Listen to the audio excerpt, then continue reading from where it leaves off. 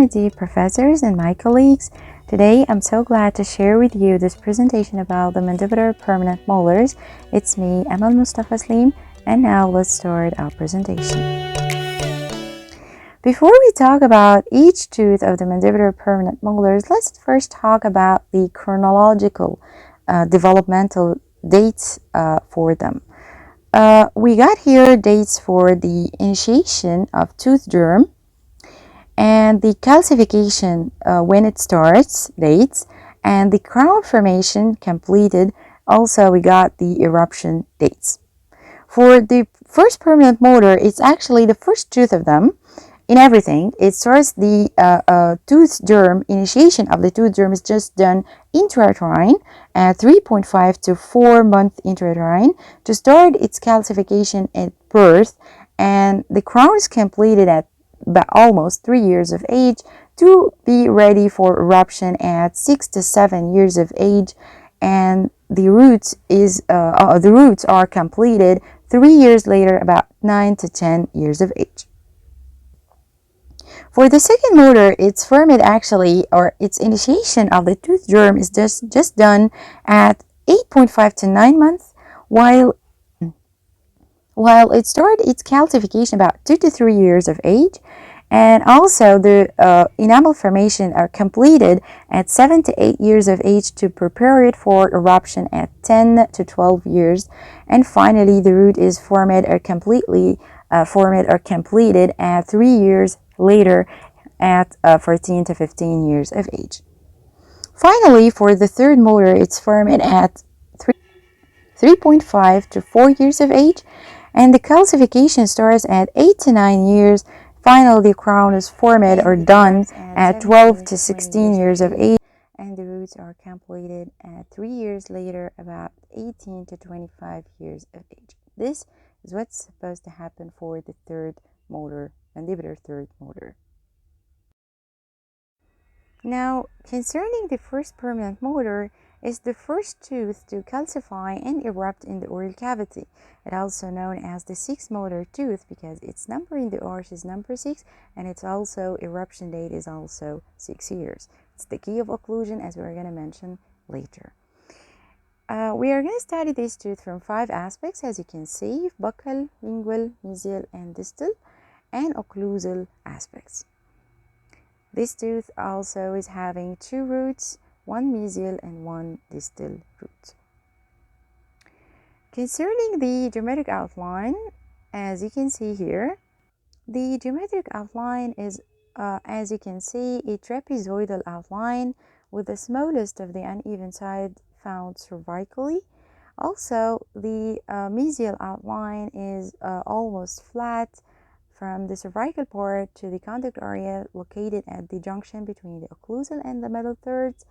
And finally, the distal outline is convex. Moving also to the cervical outline, which is straight with the dipping into the root bifurcation. From this aspect, we can see 3 cusps: the mesiobuccal, which is the largest, distobuccal, and the smallest, the distal. As we can see here, this is the distal cusp, which is the smallest and also appears to be sharp as well. Anatomical landmarks from this aspect, we can see 2 developmental grooves, the mesiobuccal and distobuccal developmental grooves. We also can see a cervical ridge, which is shaded in white at the cervical 1/3, and the developmental depression running mesiodistally in the middle 1/3. And now moving to talk about a little about the roots of this tooth from this aspect. The roots are twice the length of the crown. The ratio is 2 to 1, or 1 to the crown, 2 to the roots, and also the long axis of the roots are inclined distally. There is also a deep developmental depression extending on the root trunk, and the root trunk is almost 3 millimeters. From the lingual aspect, this tooth is showing the mesial outline, which is almost still straight till the contact area at the junction of the occlusal and middle thirds, while for the distal outline, it's convex till the contact area just beneath the distal cusp ridge. Now, let's move to talk about lingual convergency that makes the tooth appears narrower from this aspect. Also, the occlusal outline is formed of two cusps that are the mesiolingual cusp and distolingual cusp that are nearly of equal width. Also, there is a lingual developmental groove that is found between both cusps extending on the lingual surface, and the cervical outline is irregular with dipping into the root surface. Talking about the lingual surface, the root trunk here from this aspect appears to be longer on the lingual surface, and that's very important because of two important reasons. First is that there is a lingual convergence that makes the lingual surface as a whole appears to be narrower than the buccal. Also, the occlusal positioning of the cervical line makes it appear longer. From the mesial aspect, the geometric outline of this tooth is rhomboidal, that is inclining lingually to prove the lingual inclination of all the mandibular teeth. Also, it has a buccal outline that is convex, then it continues to be straight, as you can see here, to the cusp tip until the cusp tip. So it's convex cervically and then continues to be straight to the cusp tip. While from the lingual outline, it's convex with the maximum convexity at the middle third. And finally, the contact area is found more or less buccal to the midline at the junction of the middle and occlusal thirds, and there is a deep developmental depression found on the mesial surface of the root of this tooth.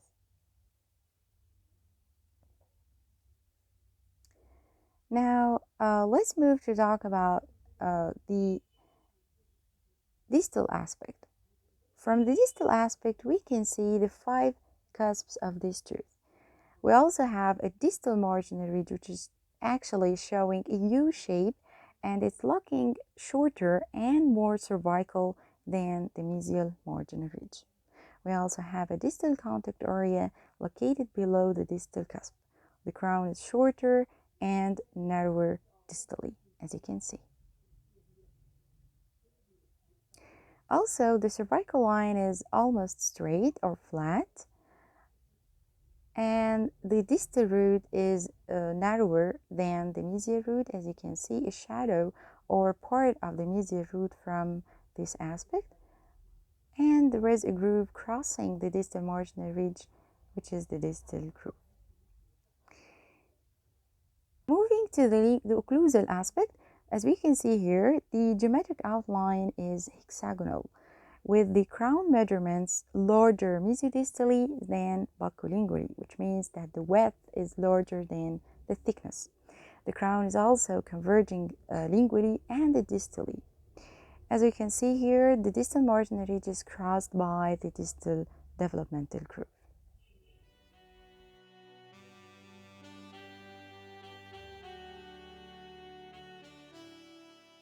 We can see here elevations of this aspect. We have 5 cusps with 5 triangular ridges that are mesiobuccal, distobuccal, distal, and mesiolingual, distolingual cusps, along with 2 marginal ridges, mesial marginal ridge and distal marginal ridge. Concerning the depressions, we got one large major central fossa at the center with a central pit, along with 2 minor fossae that are the mesial and distal triangular fossae. As you can see here, here are the mesial and distal fossae, and also we have a central developmental groove which is zigzag in mesiodistal direction, of course, and the mesiobuccal groove, distobuccal groove, lingual grooves. These are the grooves radiating from the central developmental groove.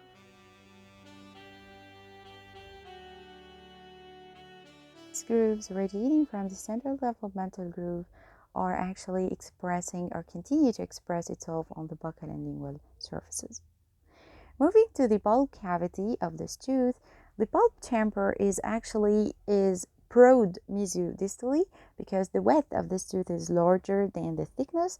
Also, the It's almost rectangular in shape.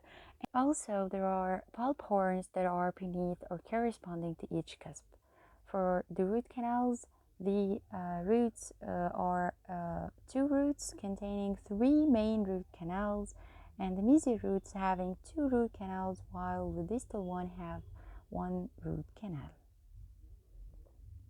The mesial root canal is curved, while the distal root canal is straight and wider, as you can see here.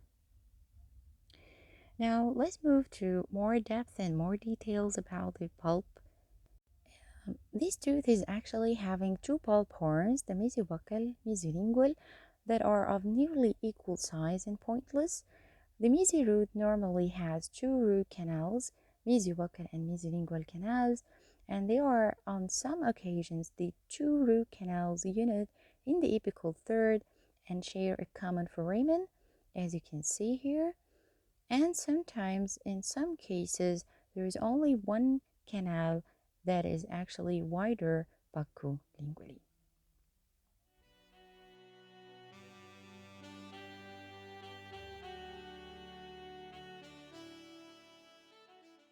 From from a distal aspect, we can see the outline is generally smaller, and the distal buccal and distal lingual pulp horns are about the same size.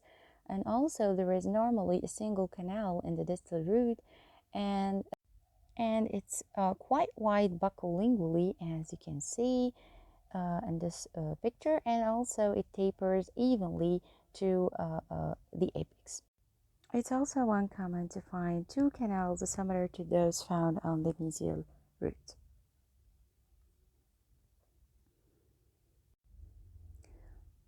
From a mesial aspect, it's the bulb horns, or the bulbar chamber is the widest at the bulb horn level. Now, moving to the bulb cavity at the cervical line cross section, it's roughly pentagonal outline, and the floor of the chamber is apical to the cervical line, exhibits three orifices, two mesial and one distal, as you can see in the black and white picture. And also, the distal is the largest, and it's quite wide buccolingually, while the two mesial orifices are also usually looking circular.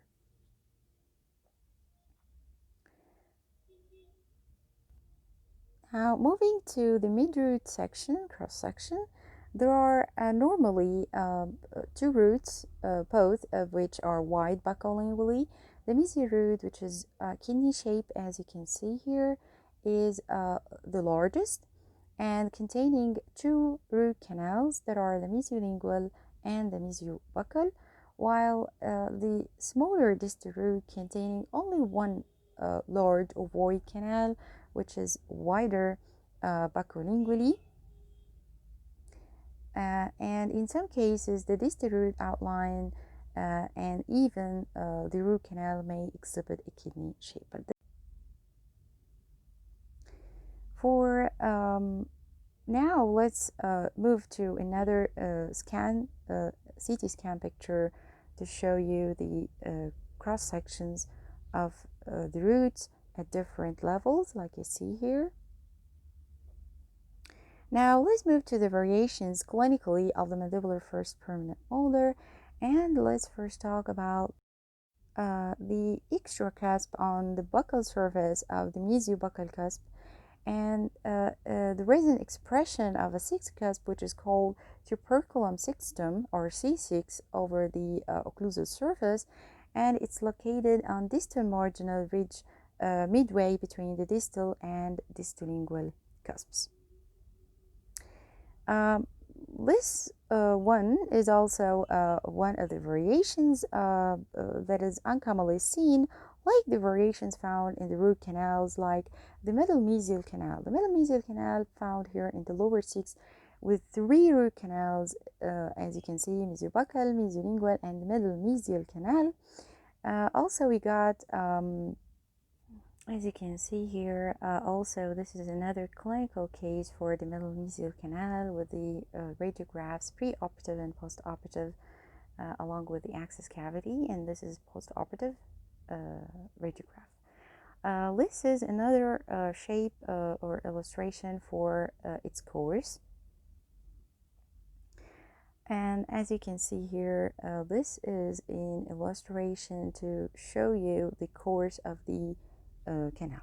Moving to C-shaped canal, this is another thing, and we got here three types for C-shaped canal. The type 1 where there is a peninsula-like floor with a continuous C-shaped orifice, like you see here, a C-shaped orifice, and this is hard to get. And type 2 is where there is a buccal strip-like dentine connection exists between the peninsula-like floor and the buccal wall of the pulp chamber. And in this type 3, in the third one, there's only one mesial and a strip-like dentine connection exists between peninsula-like floor and the mesial wall. Three types of C-shaped canal is actually found and can be seen clinically, as here in this case where there is patency files cleaning and shaping the canals. And then this is the view of the mesial and distal orifices after cleaning and shaping. And this is the shape of the canal, see the course of it. And here is after injection of the gutta perca and final x-ray showing the type 4, type 6, Vertusi classification with large anastomosis in the middle part of the root. As you can see, the classification, we're going to show you the classification right away. Here, as you can see, type 6 and 7, 2, 1, 2 here, this is type 6, the anastomosis here, apical 1, and here is the anastomosis, as you can see. Moving to another case where this molar is having 4 root canals. We also want to mention that there are 4 roots that may be classified later, as we're going to show you, but first it has 4 root canals. Because we got an overlap between the roots, we need to show this overlap or to see it to be able to do the clinical treatment well. So we need to do the slope rule, the same lingual opposite buccal rule, and this to make sure that there's no overlapping canals. From the abnormalities, it also can be found that there is more than usual roots in number and in shape can be seen, and also the root canal system can be changed.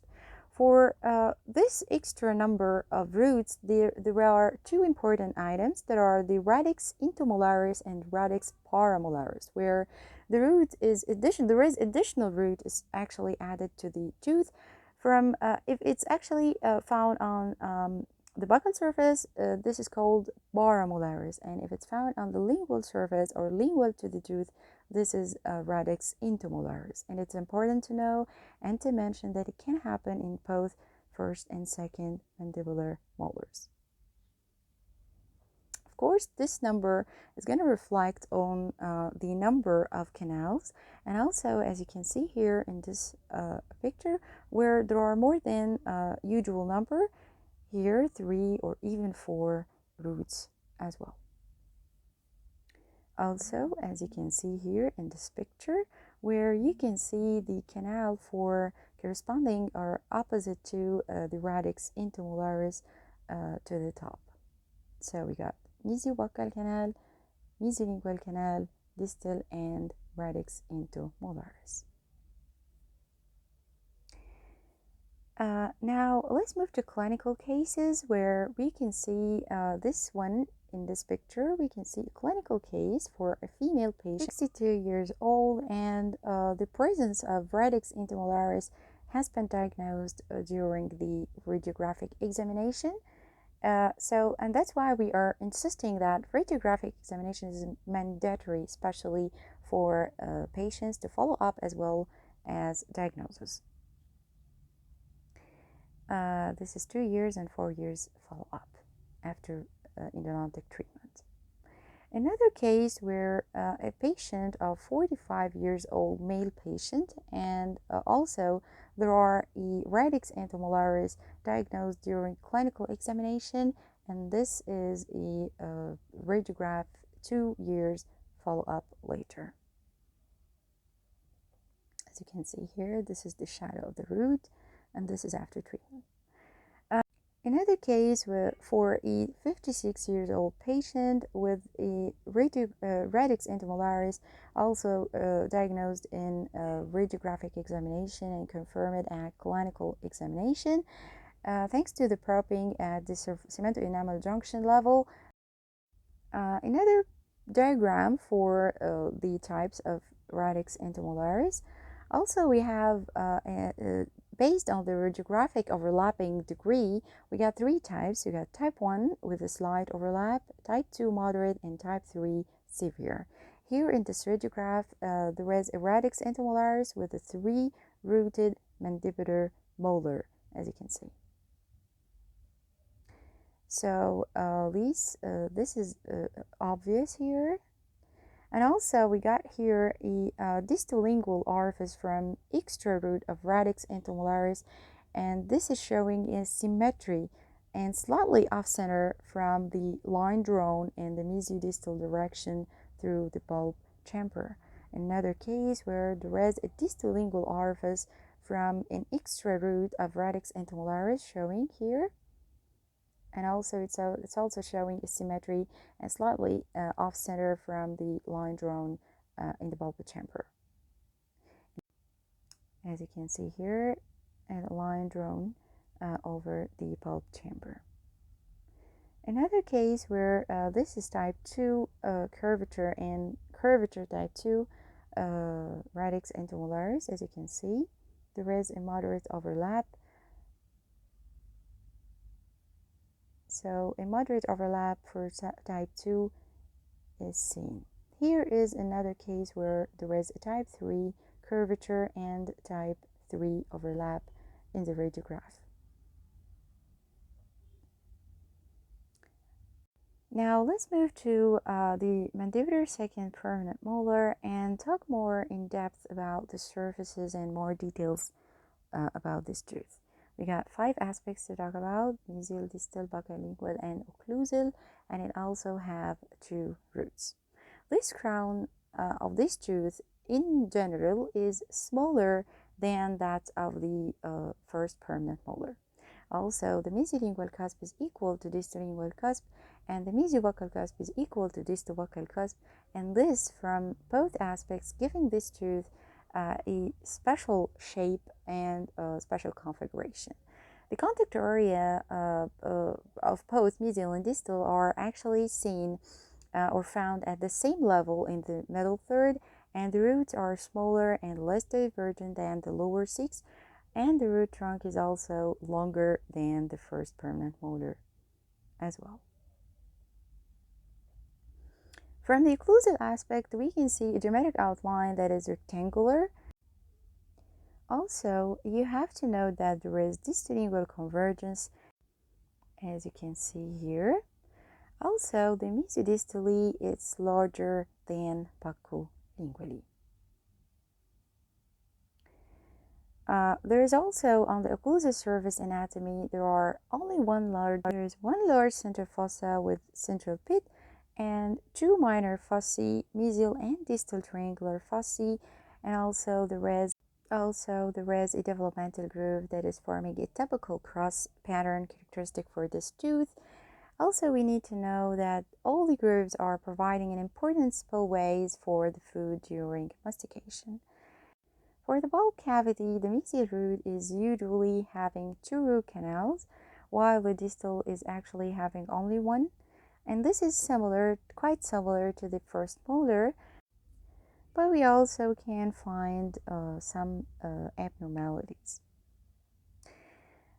So we can see here from this view, there is still normal 2 roots with 2 root canals in the mesial root, but more often than in the first molar, there is only 1. There is likewise an even smaller chance of 2 root canals in the distal root. The pulp chamber is generally not as large as the first molar, and the two mesial orifices are located closer to each other. In a buccolingual section, the two mesial canals are not so divergent, and there is almost never distal pulp horn, also seen in this diagram. Now let's move to the clinical variations for the second permanent molar, where there may be effusion that happens to the roots, and this affects the root canal configuration as well.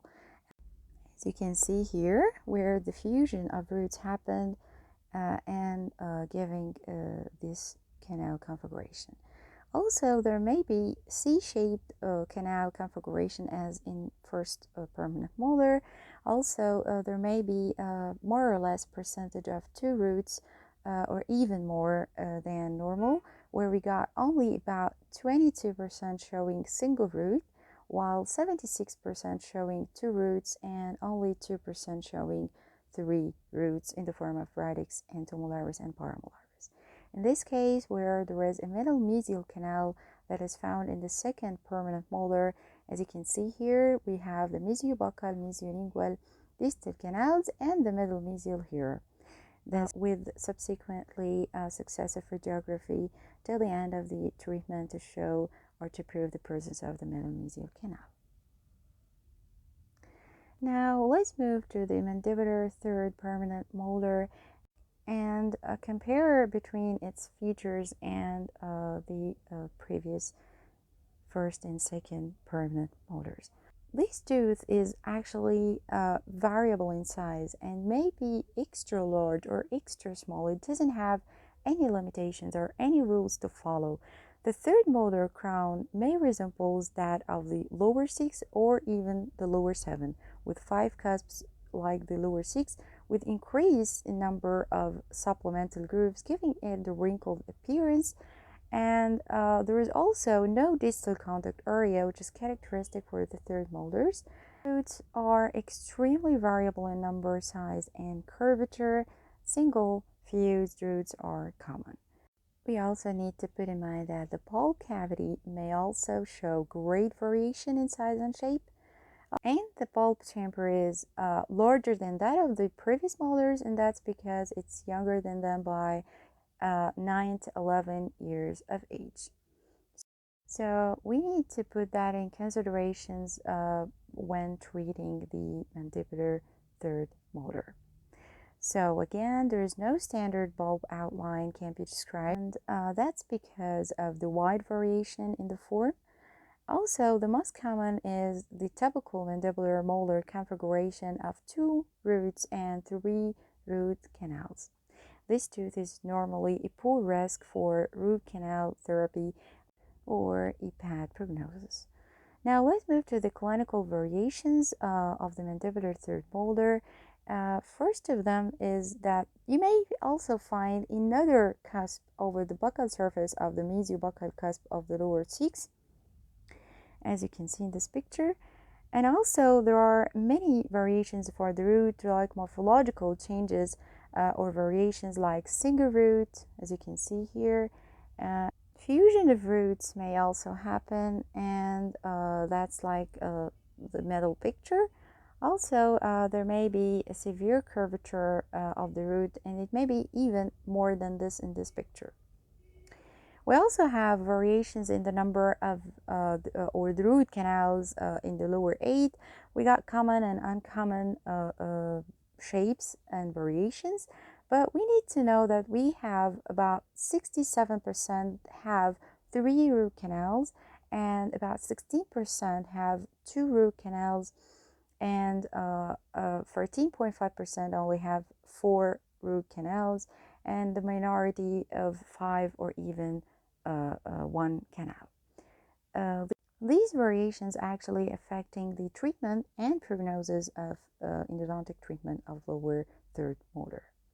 Concerning occlusion, in order to describe the relationship of the maxillary molars to mandibular molars, the Angles classification of mild occlusion has commonly been used for many years.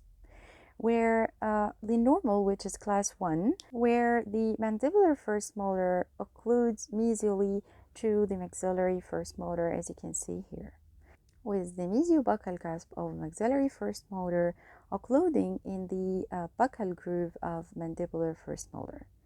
And also the distal marginal ridge of maxillary first permanent molar must be occluding with the mesial marginal ridge of mandibular first permanent molar. This relationship is so important so as to describe the normal before considering any abnormalities. Thank you so much for listening, and I hope you enjoyed the presentation.